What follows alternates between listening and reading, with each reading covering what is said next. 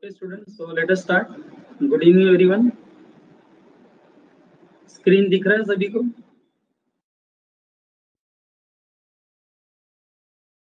Can you see the screen? Yes. Okay. बच्चों, आपको सुबह देखो मैंने सेकेंड लेक्चर जब लिया तो I have discussed section 20 with you. मैंने सेक्शन 20 सिर्फ डिस्कशन किया है. मैंने कहा कि शाम को हम लोग इसको रीड करके एक बार वापस रिवाइज कर लेंगे. बच्चों, क्या थे आइडिया? क्लियर है आपको? सेक्शन 20 की आइडिया क्या है कि किसी भी पार्टनर की जो इम्प्लाइड अथॉरिटी है, किसी भी पार्टनर की जो इम्प्लाइड अथॉरिटी है, क्या उसको रेस्ट्रिक्ट किया जा सकता है या उसको एक्सटेंड किया जा सकता है? That is the first question. बच्चों बताओ, किसी भी पार्टनर की इम्प्लाइड अथॉरिटी रेस्ट्रिक्ट की जा सकती है या उसे बढ़ाई जा सकती है? तो आंसर है यस. एंड ये कैसे होगा? ओनली बाय एग्रीमेंट और contract between the partners. Firm के पार्टनर्स चाहे तो कॉन्ट्रैक्ट करके, एग्रीमेंट करके किसी भी पार्टनर की इम्प्लॉयड अथॉरिटी को बढ़ा भी सकते हैं, उसे और ज्यादा पावर दे सकते हैं, या बच्चों उसकी इम्प्लॉयड अथॉरिटी को वो रेस्ट्रिक्ट भी कर सकते हैं, कम भी कर सकते हैं. क्वेश्चन ये है कि जब पार्टनर्स कॉन्ट्रैक्ट करके किसी भी पार्टनर की इम्प्लॉयड अथॉरिटी को रेस्ट्रिक्ट करते हैं या बढ़ाते हैं, तो ये जो एग्रीमेंट हो रहा है ये पार्टनर्स के आपस में ही हो रहा है ना बच्चों. अब किस पार्टनर की कितनी अथॉरिटी बढ़ाई गई, किसकी कम की गई, ये आउटसाइड वर्ल्ड को तो पता नहीं है. बच्चों, जितने भी बाहर के लोग डीलिंग करते हैं पार्टनरशिप फर्म के साथ, उनको तो ये पता ही नहीं है कि किस पार्टनर की इम्प्लॉयड अथॉरिटी बढ़ाई गई, किसकी कम की गई. तो आपको ऐसा नहीं लगता कि अगर सभी पार्टनर्स आपस में एग्रीमेंट करके किसी पार्टनर की एम्प्लॉयड अथॉरिटी को रेस्ट्रिक्ट करते हैं तो इसकी जानकारी थर्ड पार्टी को देनी चाहिए फर्म ने? Hello, don't you think so? Partnership firm ने इसकी जानकारी क्रेडिटर्स, सप्लायर्स को देनी चाहिए, बैंकर्स को देनी चाहिए कि हमने पर्टिकुलर पार्टनर की रेस्ट्रिक्शंस कर दी एम्प्लॉयड अथॉरिटी या बढ़ा दी. तो बच्चों भी यहाँ दो पॉइंट निकलते हैं हमारे सामने, जाते थे मैंने बताया भी था, बराबर है. अब वो मैं रीड करके समझाता हूँ. According to section 20, the partner in a firm may, by contract between partners, extend or restrict implied authority of any partners. Notwithstanding any such restriction, any act done by partner on behalf of the firm which falls within his implied authority binds the firm unless the person with whom he is dealing knows about the restriction or does not know or believe that partner to be a partner. बच्चों, उन्होंने ये second paragraph में क्या कहा है कि कोई भी पार्टनर अगर अपनी विद इन एम्प्लॉयड अथॉरिटी अगर कोई एक्ट करता है तो उसके किए गए एक्ट के लिए फर्म बाइंड होगा, it will bind the firm.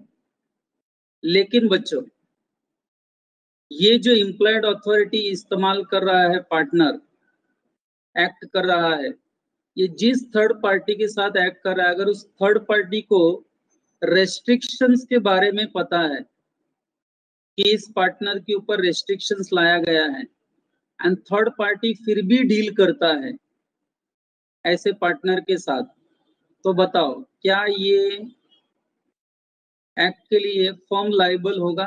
Type करो. अगर थर्ड पार्टी को पता है पार्टनर के इम्प्लॉयड अथॉरिटी के रेस्ट्रिक्शंस के बारे में, फिर भी थर्ड पार्टी डील करता है ऐसे पार्टनर से, तो क्या इसके लिए फर्म जिम्मेदार होगा? The answer is no. बराबर है.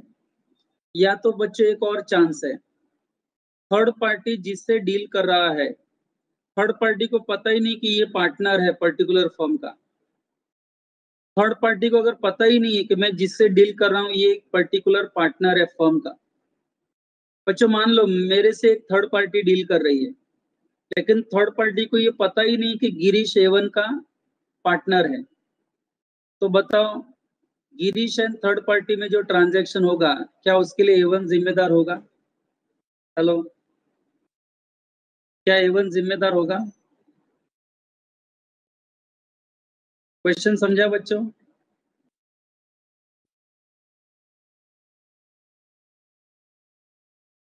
बच्चों क्वेश्चन क्या था, समझा?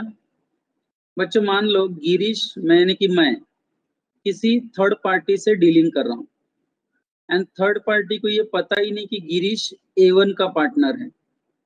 वो नॉर्मल वे मेरे से डील कर रहा है, उसे पता ही नहीं कि मैं A1 का पार्टनर हूँ। अब मुझे ये बताओ, कल को मैंने अगर थर्ड पार्टी को पेमेंट नहीं किया तो क्या थर्ड पार्टी को जब आगे पता चलेगा कि गिरीश A1 का पार्टनर था तो क्या थर्ड पार्टी A1 पर केस करेगा? क्या ये केस हो सकता है A1 पर?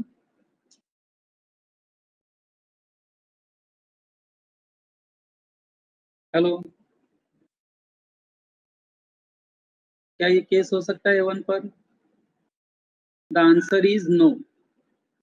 क्यों नहीं हो सकता? क्योंकि जब थर्ड पार्टी ने डील किया गिरीश के साथ तब थर्ड पार्टी को पता था क्या गिरीश A1 का पार्टनर है? जब थर्ड पार्टी ने गिरीश के साथ डीलिंग किया तब थर्ड पार्टी को पता था क्या गिरीश A1 का पार्टनर है? नहीं पता था ना।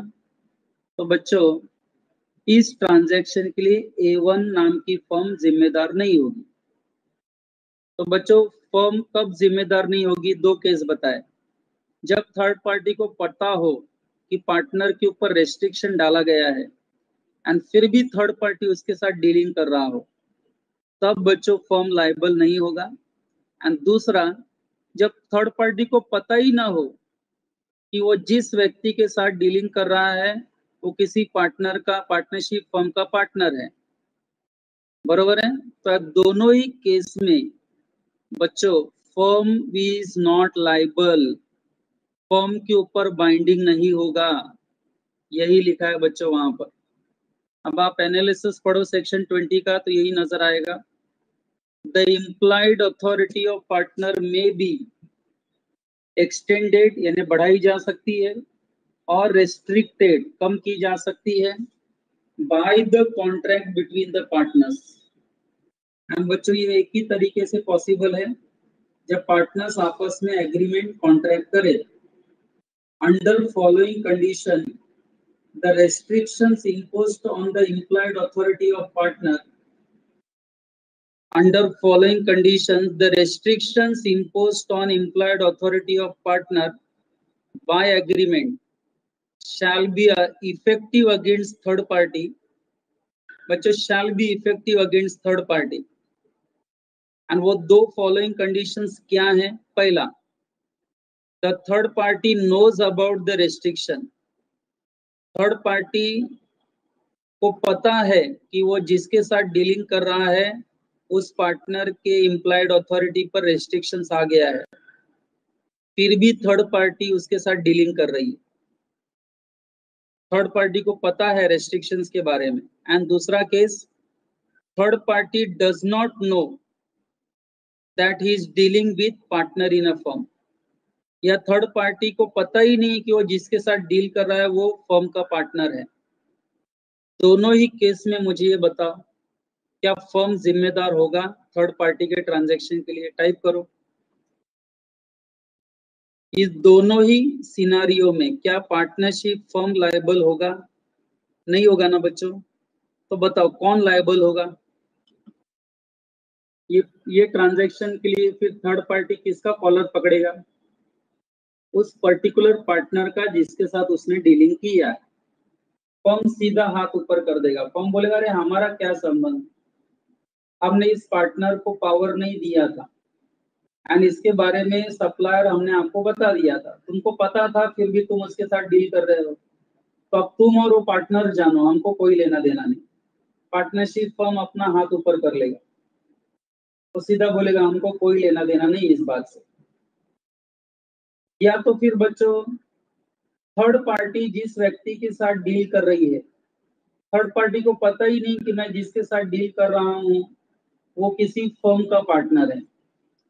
जब थर्ड पार्टी को पता ही नहीं है तो बाद में थर्ड पार्टी फर्म को कैसे लायबल ठहरा सकता है? थर्ड पार्टी डील करते समय जब थर्ड पार्टी को पता ही नहीं था ये पार्टनर है किसी फर्म में, तो आप फर्म को कैसे जिम्मेदार ठहरा सकते हो? पॉसिबल नहीं है बच्चों। एक काम करते हैं बच्चों, सेक्शन 20 का जो एनालिसिस हमने पढ़ा बच्चों, उसका एक एग्जांपल दिया है। इसको जरा क्लिक होता है कि नहीं जरा देखो सब लोग। बच्चों मैं रीड कर रहा हूँ आपके सामने एग्जांपल, मैं रीड कर रहा हूँ। A partner borrows from B rupees 1000 in the name of the firm। बच्चों ए नाम के पार्टनर ने बी नाम के पर्सन से 1000 बोरो किया, लोन लिया, खुद के नाम से नहीं फर्म के नाम से, but in excess of his authority. बच्चों what do you mean by but in excess of his authority? Yes anyone? A ने जो बी से पैसे बोरो किए फर्म के नाम पर, ये उसने उसके अथॉरिटी के बियॉन्ड काम किया। Don't you think so? Beyond authority काम किया। लेकिन बच्चों उसने किया क्या देखो, भले बियॉन्ड अथॉरिटी काम किया लेकिन उसने किया क्या? And utilizes the same. A ने ये पैसा बोरो करके beyond authority, excess authority use करके पैसा बोरो किया फर्म के नाम पर, एंड बच्चों उसको यूटिलाइज किया, यूज किया इन uses the same in paying the debts of the firm। 1000 लेकर उसने फर्म का ही कर्ज कहीं खत्म किया, फर्म का डेप्ट रीपे या पे ऑफ करने में उस 1000 का इस्तेमाल किया। तो बच्चों मुझे ये बताओ, इस सेंटेंस में आपको कहीं पर भी ऐसा लगा कि ए फ्रॉडगिरी कर रहा है? ठीक है, उसने एक्सेस अथॉरिटी इस्तेमाल की, मैं मानता हूं, लेकिन उसने पैसा बोरो करके क्या पर्सनली उड़ाया क्या? पैसा कहीं खर्च कर दिया क्या? उसने फर्म की काम के लिए इस्तेमाल किया कि नहीं? Hello hello hello, don't you think so? 1000 रुपया लेकर इन्हें फर्म का ही बच्चों डेप्ट रीपे कर दिया।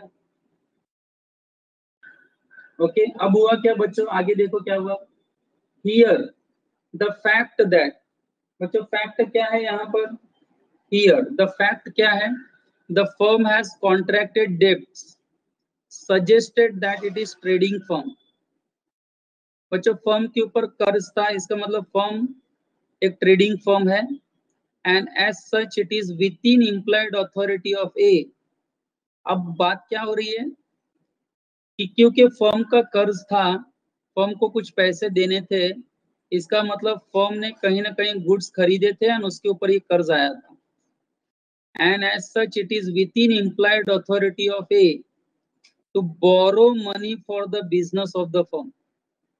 लॉ क्या कह रहा है यहाँ पर?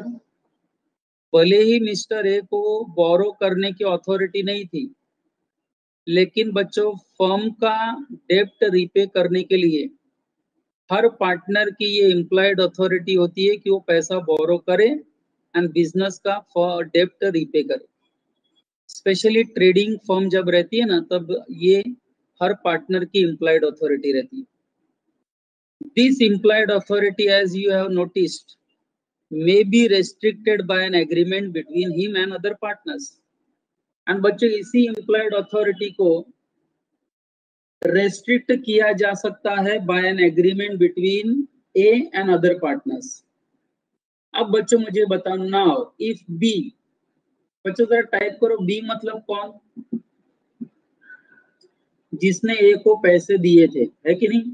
लोन दिया था, हेलो, जिससे ए ने बोरो किया था, थर्ड पार्टी, सही है, थर्ड पार्टी।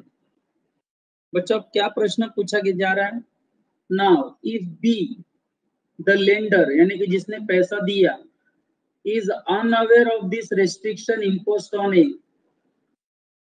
बच्चों व्हाट डू यू मीन पढ़ाई बाय के लिए अनअवेयर? मेहनत तो सब करते हैं, लेकिन स्मार्ट स्टडी कौन करता है? प्री एग्जाम ऐप के साथ बनाइए अपनी तैयारी super smart. Pre exam app देता है वाइड रेंज के एग्जाम्स की तैयारी जैसे JEE, NEET, CAT, CA foundation, CS CSEET, banking, railway, SSC, MBA entrance, SYJC, com, TYB com और भी बहुत कुछ। Chapter wise tests and mock tests, detailed performance analysis और अब तैयारी होगी एकदम परफेक्ट। कहीं भी कभी भी पढ़ाई करें और एक विशाल क्वेश्चन बैंक आपकी तैयारी को बनाए आसान। इंस्टेंट इवैल्यूएशन से तुरंत जानिए अपनी परफॉर्मेंस और पाएं पर्सनलाइज्ड फीडबैक। तो अब देरी किस बात की? प्री एग्जाम ऐप डाउनलोड करें और अपने नाम से रजिस्टर्ड करें और एक विशाल क्वेश्चन बैंक बिल्कुल फ्री और अपनी सफलता की कहानी लिखें। लिंक डिस्क्रिप्शन में है। प्री एग्जाम ऐप स्मार्ट तैयारी का साथ। What do you mean by unaware? B को ये पता नहीं था कि ए नाम के पार्टनर पर इम्प्लाइड अथॉरिटी में रेस्ट्रिक्शंस आ गई है। He was unaware at that time. And बच्चों उसने पैसा ए को दे दिया, तो क्या इस 1000 के लिए फर्म लायबल होगा? That's my question. क्योंकि देने वाले को पता नहीं था कि ए को इम्प्लाइड अथॉरिटी नहीं है, तो क्या इस 1000 के लिए फर्म लायबल है बी के लिए? क्या फर्म की लायबिलिटी है 1000 पे करने की बी को? What do you think?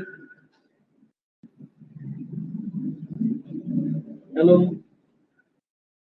बच्चों, मुझे ये बताओ, थर्ड पार्टी को पता था कि नहीं पता था रेस्ट्रिक्शन के बारे में?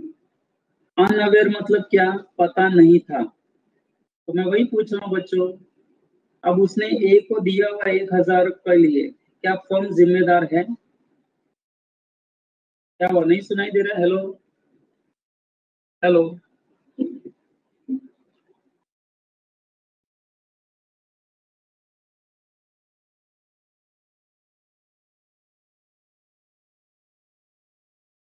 आई थिंक आंसर बहुत लोग अभी लिख रहे हैं यस। सही आंसर है। चलो सबने यस लिख दिया है, 5-6 बच्चों ने। यस बच्चों, यहाँ पर फर्म की जिम्मेदारी है कि वो बी नाम के लेंडर को 1000 रुपया दे, क्योंकि बी को जब उसने पैसा दिया ए को, तब बी को ये पता नहीं था कि ए की इम्प्लाइड अथॉरिटी को रेस्ट्रिक्ट किया गया है। उसे पैसा बोरो करने का जो पावर है वो छीन लिया गया है। उस वक्त लेंडर को पता नहीं था।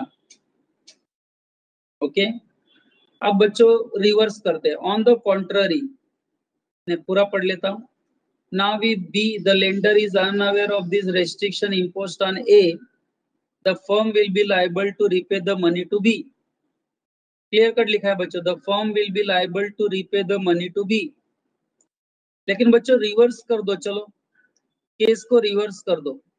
अगर लेंडर बी को पता होता कि ए की इम्प्लाइड अथॉरिटी को रेस्ट्रिक्ट किया गया है, तो अगर लेंडर बी को ये पता होता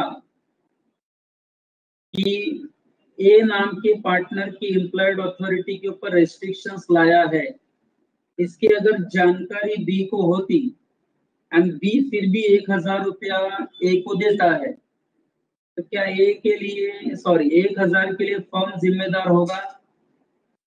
क्या फर्म को लायबल ठहराया जा सकता है? द आंसर इज बहुत बड़ा नो। यस, नो आंसर है। फर्म इसके लिए जिम्मेदार नहीं है।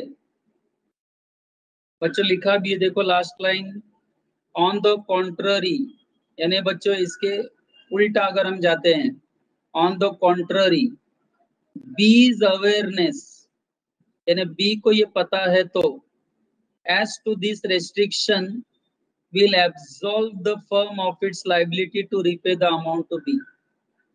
अगर बी को पता है कि ए का इम्प्लॉयड अथॉरिटी को रेस्ट्रिक्ट किया गया है एंड फिर भी बी ने ए को पेमेंट किया, पैसा दिया, तो बच्चों बी के पता था, इसके वजह से फर्म का उसे ये 1000 रिपे करने की लायबिलिटी से फर्म बच जाएगा, फर्म वहां से छूट जाएगा। फर्म बोलेगा मेरी जिम्मेदारी नहीं है। तो बच्चों दोनों एंगल समझ में हम लोग आ रहा है। लास्ट का paragraph, it may be noted that above mentioned extension or restriction is possible only with the consent of all the partners. Very very very very important. किसी भी पार्टनर की इम्प्लॉयड अथॉरिटी कम करनी है या किसी भी पार्टनर की इम्प्लॉयड अथॉरिटी बढ़ानी है, ये एक ही तरह से पॉसिबल है, वो है सभी पार्टनर्स के बीच का एग्रीमेंट, यानी सभी पार्टनर्स का कंसर्न होना चाहिए। बरोबर है? कोई एक पार्टनर या मेजॉरिटी ऑफ पार्टनर डिसीजन नहीं ले सकते, कोई एक पार्टनर या मेजॉरिटी ऑफ पार्टनर ये डिसाइड नहीं कर सकते कि किस पार्टनर की इम्प्लॉयड अथॉरिटी को रेस्ट्रिक्ट की जाए एंड किस पार्टनर की इम्प्लॉयड अथॉरिटी को एक्सटेंड की जाए। ये डिसीजन ऑल द पार्टनर्स का है, किसी एक या मेजॉरिटी ऑफ पार्टनर्स का नहीं है। तो बच्चों सेक्शन 20 का खत्म होते होते एक लास्ट पैराग्राफ बहुत ही जबरदस्त पॉइंट बता रहा है बच्चों कि किसी भी पार्टनर का बच्चों पावर या employed authority extension and restriction तभी पॉसिबल है जब सभी पार्टनर्स का इसके लिए कंसर्न हो। कोई एक पार्टनर या मेजॉरिटी ऑफ पार्टनर्स डिसाइड नहीं कर सकते, वो किसी भी पार्टनर की इम्प्लॉयड अथॉरिटी को ना कम कर सकते हैं ना बढ़ा सकते हैं। कम करना बढ़ाना है तो सभी पार्टनर्स का कंसर्न जरूरी है। तो बच्चों विद दिस डिस्कशन मैंने सेक्शन 20 कंप्लीट कर दिया है। बच्चों मुझे ये बताओ अभी नेक्स्ट जो हेडिंग आपको दिख रहा है, हेडिंग से ही हम लोग पढ़ लेते हैं। चलो 2 लाइन है। बट ना मुझे ये बताओ, अगर पार्टनर किसी इमरजेंसी में कोई एक्ट करता है, अगर पार्टनर कोई इमरजेंसी केस आ गया एंड उसमें किसी पार्टनर ने इमरजेंसी को माइंड में रखते हुए अगर कोई बहुत बड़ा डिसीजन लिया ताकि फर्म को बड़े लॉस से बचाया जा सके, पार्टनरशिप फर्म को एक बड़े लॉस से बचाया जा सके, तो आप बताओ उसके इस एक्ट के लिए जो उसने इमरजेंसी में किया, जिसके लिए उसको अथॉरिटी भी नहीं थी, अब बताओ पार्टनर के किए गए इस इमरजेंसी में किए गए एक्ट के लिए क्या पार्टनर जिम्मेदार होगा कि फर्म जिम्मेदार होगा? चलो टाइप करो, कौन जिम्मेदार होगा? तो बच्चों सीधी बात है, फर्म ही जिम्मेदार होगा ना, क्योंकि पार्टनर ने ये जो अथॉरिटी का इस्तेमाल किया है वो इमरजेंसी में किया है। अगर वो इस डिसीजन को नहीं लेता तो फर्म को बहुत बड़ा लॉस हो सकता था, इसलिए उसको अथॉरिटी नहीं भी थी तो भी उसने ये बड़ा डिसीजन लिया एंड पार्टनरशिप फर्म को एक बड़े नुकसान होने से बचा लिया। तो मुझे ये बताओ पार्टनर के इस एक्ट का जो उसने इमरजेंसी में किया फर्म को बड़े लॉस से बचाने के लिए, क्या उसके लिए वो खुद जिम्मेदार है कि पार्टनरशिप फर्म जिम्मेदार है? तो उसका आंसर मैं आपका पढ़ चुका हूँ। Very good. तो बच्चों सेक्शन 21 यहीं पे खत्म हो गया। बहुत ही 3 लाइन का है, very simple. Partners authority in an emergency क्या लिखा है बच्चों देखो, according to section 21 a partner has authority in an emergency to do all such acts। बच्चों इमरजेंसी में हर पार्टनर को यह अथॉरिटी है कि वो सारे एक्ट्स कर सकता है जिससे वो फर्म को एक बड़ा नुकसान होने से बचाएगा। तो बच्चों उसके किए गए एक्ट के लिए फर्म जिम्मेदार होगा, सीधी बात है। A partner has authority in an emergency to do all such acts for the purpose of protecting the firm from loss as would be done by the person of ordinary prudence in his own case acting under similar circumstances, and such act binds the firm। and partner का emergency में किया गया ये act binds the firm. मुझे नहीं लगता ज्यादा tough था ये, आई होप सबको समझ में आ गया है। सीरियसली बोलो बच्चों, एंट्री सेक्शन नंबर 21 क्लियर है सबको? हेलो, सेक्शन 21 क्लियर है सबको? वेरी गुड बच्चों। नेक्स्ट हेडिंग है सेक्शन 23। बच्चों ये जो हेडिंग है, effect of admissions bye partner. बच्चों जब आप पहली नजर में ये हेडिंग पढ़ते हो तो आपको एडमिशन ऑफ पार्टनर नजर आता है ना? पार्टनर नया एडमिट हो रहा है, ऐसा नजर आ रहा है? हेलो, जब आप ये हेडिंग पहली बार पढ़ोगे तो आपको ऐसा लगेगा कि नहीं कोई नया पार्टनर एडमिट हो रहा है? हेलो,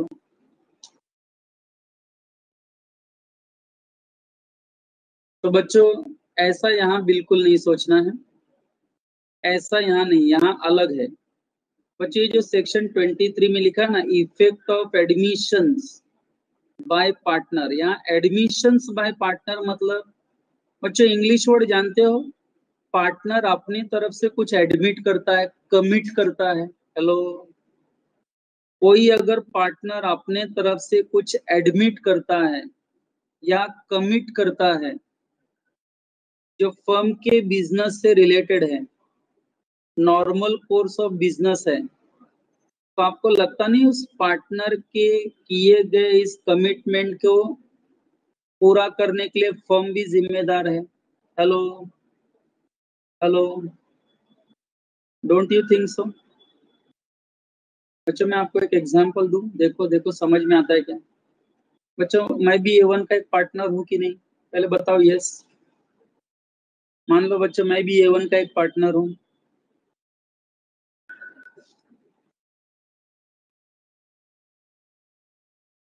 ओके ठीक। अब बच्चों मुझे ये बताओ, अगर मैं आपके सामने कुछ एडमिट कर दूं, एडमिट मतलब कमिट कर दूं, है ना? कुछ शर्त आपके सामने रख दिया, एडमिट कर दूं, स्टिपुलेशन रख दूं कि बच्चों आप लोग CA पढ़ रहे हो, जैसे ही आपका एग्जाम हो जाएगा, एग्जाम के लास्ट के मतलब जिस दिन एग्जाम हो जाएगा उसके नेक्स्ट डे आपको मैं A1 में पार्टी दूंगा, A1 में मैं आपको पार्टी दूंगा। बच्चों मान लो ये बात गिरीश नाम के पार्टनर ने अगर आपके सामने एडमिट कर दी, तो गिरीश द्वारा ये एडमिट की गई बात कि एग्जाम के लास्ट के दिन मैं गिरीश सर हमको पार्टी देंगे, गिरीश का ये जो प्रॉमिस है, इस प्रॉमिस के लिए क्या गिरीश जिम्मेदार है कि पूरा फर्म जिम्मेदार होगा? टाइप करो।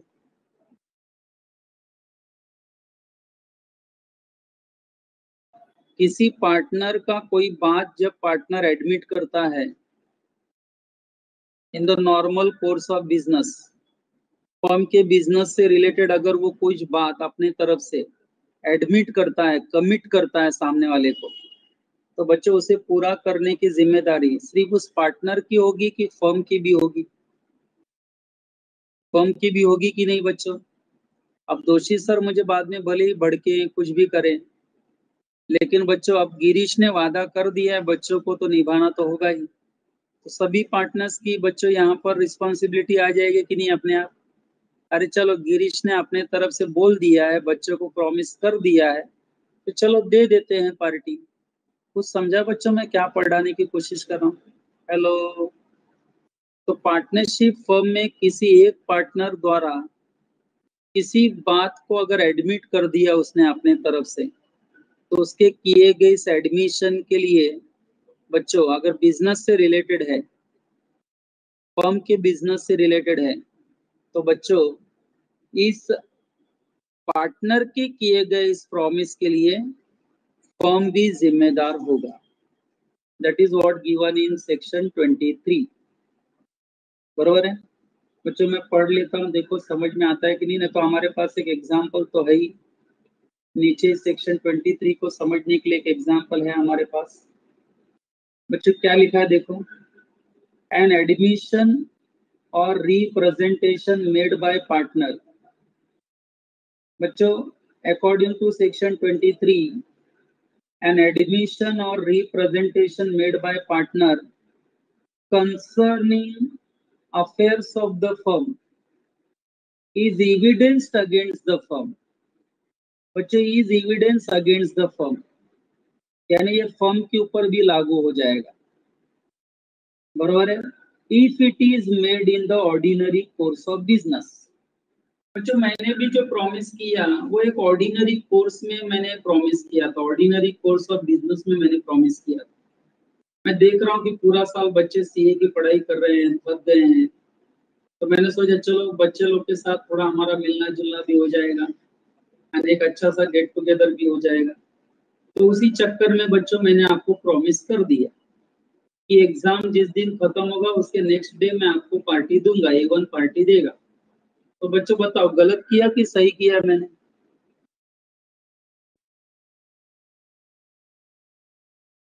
किसी एक पार्टनर ने आपको प्रॉमिस कर दिया ऑन बिहाफ ऑफ A1, तो आपको लगता नहीं ये प्रॉमिस फुलफिल करने का A1 का भी जिम्मेदारी है? क्योंकि गिरीश ने ये promise in the ordinary course of business दिया है। Don't you think so? Okay बच्चा, एनालिसिस पढ़ता हूँ मैं। सेक्शन 23 का एनालिसिस क्या लिखा है देखो बच्चा, एनालिसिस क्या लिखा है।